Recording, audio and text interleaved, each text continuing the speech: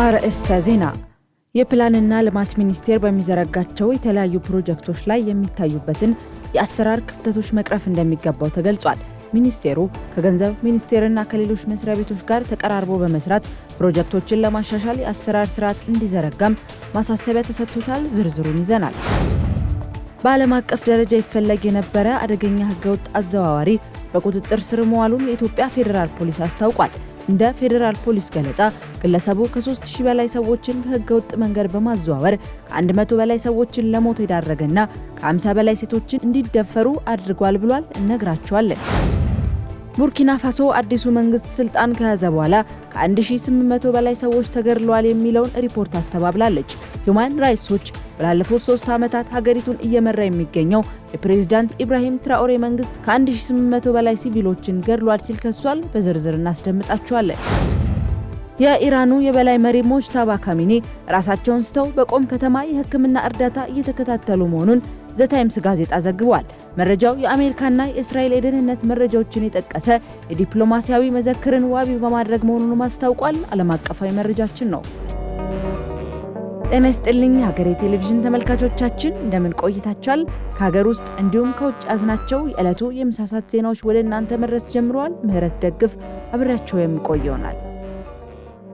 ጠቅላይ ሚኒስትር አብይ አህመድና የትግራይ ክልል ጊዜያዊ አስተዳደር ውይይት አደረጉ።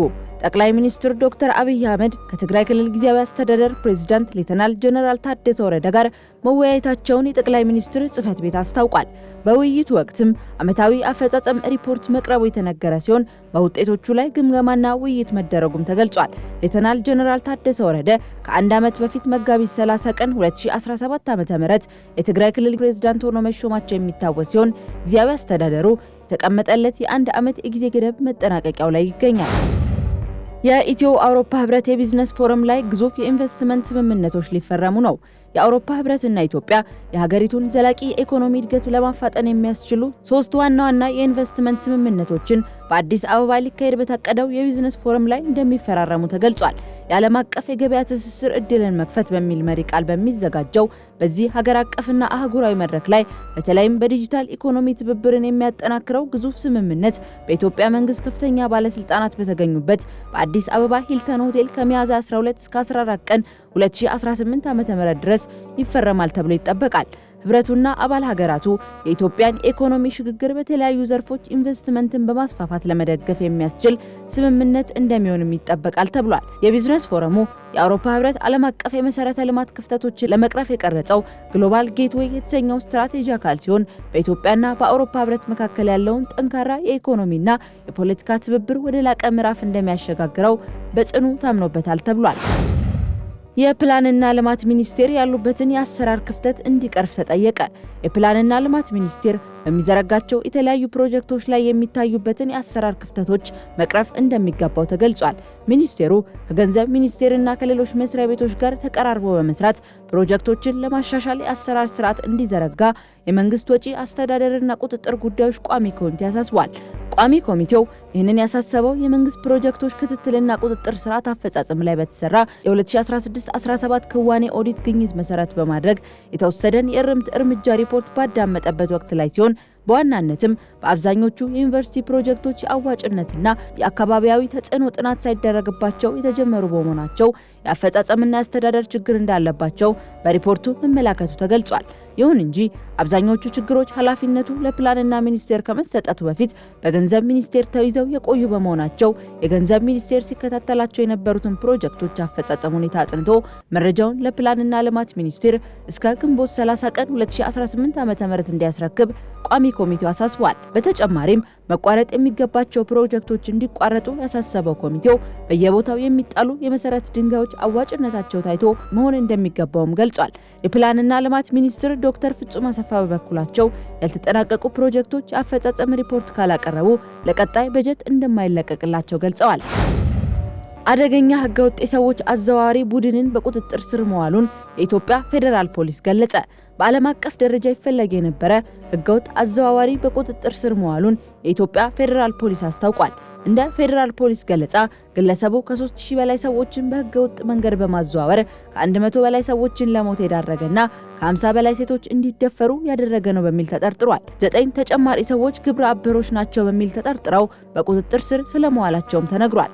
ህገወጥ አዘዋዋሪ ቡድኑ ከ2010 ዓመተ ምህረት ጀምሮ በርካታ ወጣቶችን ከኢትዮጵያ፣ ከሱዳን፣ ከኤርትራ፣ ከጅቡቲ፣ ከኬንያና ከሶማሊያ በመመልመል ወደ ሊቢያ በመውሰድ ሊቢያ ውስጥ በማገት በሚሊዮን የሚቆጠሩ ገንዘቦችን ከመቀበል ጀምሮ ኢሰብአዊ ድርጊቶችን ጭምር ሲፈጽም ነበር ሲል ፌዴራል ፖሊስ ገልጿል። ከሀገር ውጪ ወደ ያዝናቸው መረጃዎቻችን አለፍን። ቡርኪና ፋሶ የ1800 ሰዎችን ግድያ አስተባበለች። ቡርኪና ፋሶ አዲሱ መንግስት ስልጣን ከያዘ በኋላ ከ1800 በላይ ሰዎች ተገድለዋል የሚለውን ሪፖርት አስተባብላለች። እንደ ሂዩማን ራይትስ ዎች ሪፖርት ላለፉት 3 ዓመታት ሀገሪቱን እየመራ የሚገኘው የፕሬዝዳንት ኢብራሂም ትራኦሬ መንግስት ከ1800 በላይ ሲቪሎችን ገድሏል ሲል ከሷል። ይሁን እንጂ የሀገሪቱ መንግስት ይህንን ወንጀል አለመፈጸሙንም ገልጿል። እንደ ሂዩማን ራይትስ ዎች ሪፖርት ለብዙዎቹ ግድያ ተጠያቂ ያደረገው ወታደሩንና ሚሊሻዎቹን ሲሆን ቀሪዎቹን ደግሞ በታጣቂዎች የተፈጸሙ ናቸው ብሏል። ሪፖርቱ የቪዲዮና የሳተላይት ምስሎችን ጨምሮ ሌሎች ክፍት የሆኑ የመረጃ ምንጮችን በመጠቀም እንዲሁም ከምስክሮችና ከጥቃት የተረፉ ሰዎች ጋር በተደረገ ውይይት ላይ በተገኙ መረጃዎች መዘጋጀቱንም ገልጿል። መንግስት የድርጅቱን ግኝቶች ሐሰተኛ ናቸው በማለት ያወገዘ ሲሆን ግምታዊና ከባድ መሰረተ ቢስ ክሶች ሲል ገልጾታል። የሀገሪቱ መንግስት ይህን መሰል ክሶች ሲቀርቡበት ይህ የመጀመሪያው አይደለም ሲልም አፍሪካን ኒውስ ዘግቧል።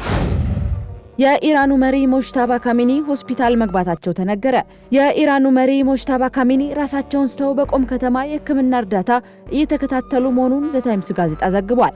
መረጃው የአሜሪካና የእስራኤል የደህንነት መረጃዎችን የጠቀሰ የዲፕሎማሲያዊ መዘክርን ዋቢ በማድረግ መሆኑንም አስታውቋል። መሪው በአስጊ የጤና ሁኔታ ላይ በመሆናቸው በመንግስት የውሳኔ አሰጣጥ ሂደት ላይ መሳተፍ የማይችሉበት ደረጃ ላይ መድረሳቸው ተገልጿል። አባታቸው አሊ ካሜኒ ባለፈው የካቲት ወር በእስራኤልና በአሜሪካ ጥቃት መገደላቸውን ተከትሎ ስልጣን የያዙት ሞጅታባ ጦርነቱ ከተቀሰቀሰ ጀምሮ በአካል አለመታየታቸው ኢራንን በትክክል ማን እየመራት ነው የሚለውንም ጥያቄ አባብሶታል። ይህ ሁኔታ ስልጣኑ በተግባር ወደ እስላማዊ አብዮታዊ ዘብ ሳይተላለፍ አልቀረም የሚል ግምት አስነስቷል። ምንም እንኳን የሀገሪቱ መገናኛ ብዙሃን ከመሪው የተላኩ መግለጫዎችን ቢያስተላልፉም እስካሁን በምስል ወይም በድምጽ የተደገፈ ማስረጃ አልቀረበም። በተጨማሪም በቆም ከተማ ለአሊ ካሜኒና ለቤተሰቦቻቸው ትልቅ የመቃብር ስፍራ እየተዘጋጀ መሆኑም በመረጃው ተመልክቷል። ይህም ከዚህ ቀደም ይፋ ከሆነው የቀብር እቅድ የተለየ መሆኑ ተነግሯል ሲል ጀሩሳሌም ፖስት ዘግቧል። ዩክሬን የኃይል መሰረተ ልማት የተኩስ አቁም ጥያቄ አቀረበች። የዩክሬኑ ፕሬዝዳንት ቮሎዲሚር ዜሌንስኪ አሜሪካን እንደ አሸማጋይ በመጠቀም ለሩሲያ የኃይል መሰረተ ልማቶችን ከማጥቃት የመቆጠብ የተኩስ አቁም ስምምነት ጥያቄ ማቅረባቸውን ይፋ አድርገዋል። ፕሬዝዳንቱ ትላንት ምሽት ባደረጉት ንግግር ሩሲያ በኃይል መሰረተ ልማቶቻችን ላይ የምታደርገውን ጥቃት ለማቆም ዝግጁ ከሆነች እኛም ተመሳሳይ እርምጃ ለመውሰድ ዝግጁ ነን፣ ይህንኑን ጥያቄያችንንም በአሜሪካውያን በኩል ለሩሲያ መንግስት አድርሰናል ብለዋል። ከዚህ ቀደም የፋሲካ በዓልን ምክንያት በማድረግ ዩክሬን ተመሳሳይ የተኩስ አቁም ጥያቄ አቅርባ የነበረ ቢሆንም ሩሲያ ጥያቄውን ውድቅ በማድረግ በዩክሬን ላይ የምታደርገውን የድሮንና የሚሳኤል ጥቃት ቀጥላለች። ከአሜሪካ ባለስልጣናት ጋር የዕለት ተዕለት ግንኙነት እንዳላቸው የገለጹት ዜሌንስኪ የሰላም ድርድሩ መዳከሙን ተከትሎ ዩክሬን ጦርነቱን በዘላቂነት ለመቋጨት ወሳኝ የሆኑ የደህንነት ዋስትና ስምምነቶችን እያጠናከረች መሆኑን አብራርተዋል። በያዝነው ወር የሚከበረው የፋሲካ በዓልን ተከትሎ በልዩ መልእክተኞቹ ስቲቭ ዊትኮቭ እና ያሬድ ኩሽነር የሚመራ የአሜሪካ የልዑካን ቡድን ኪየቭ ይገባል ተብሎ ይጠበቃል። ከዚህ ቀደም ሞስኮን በተደጋጋሚ የጎበኙት እነዚህ ባለስልጣናት ወደ ዩክሬን የሚያደርጉት ጉዞ የመጀመሪያቸው ሲሆን የልዑካን ቡድኑ ሪፐብሊካኑን ሴናተር ሊንድሴ ግርሃምንም ሊያካትት እንደሚችል ተገምቷል። ተመልካቾቻችን ለሰዓቱ የያዝናቸው መረጃዎቻችን እነዚህን ይመስሉ ነበር። ከቀሪ ጣቢያ ፕሮግራሞች ጋር መልካም ቆይታ